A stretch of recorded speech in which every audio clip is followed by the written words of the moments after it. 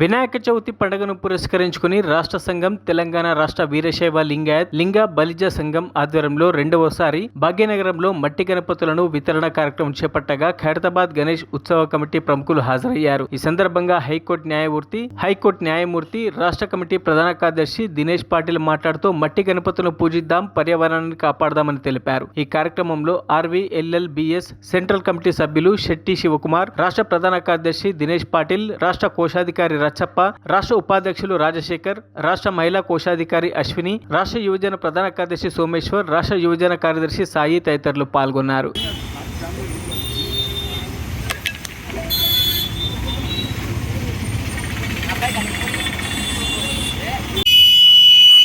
తెలంగాణ రాష్ట్ర వ్యాప్తంగా అదేవిధంగా భారతదేశ వ్యాప్తంగా ఉన్నటువంటి హిందూ సోదరులకి అందరికీ పేరు పేరున వినాయక చవితి శుభాకాంక్షలు తెలియజేసుకుంటూ, నేడు మనం చూస్తున్నట్లయితే ఒకవేళ మట్టి వినాయకుల బదులుగా కలుషితమైనటువంటి ప్లాస్టర్ ఆఫ్ ప్యారిస్ యొక్క వినాయకులని పూజించడం జరుగుతుంది.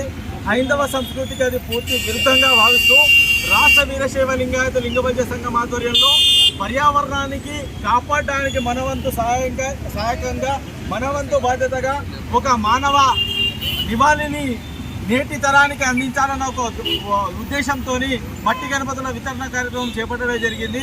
ఈ మట్టి గణపతుల వితరణ కార్యక్రమం ద్వారా మన పర్యావరణాన్ని కాపాడుకోవడం కాకుండా మనం నేటి తరానికి మన యొక్క హిందూ సంస్కృతిని వారి అందరికీ ఆదర్శంగా నిలబడేటట్టు ఈ కార్యక్రమాన్ని చేయడం జరిగింది.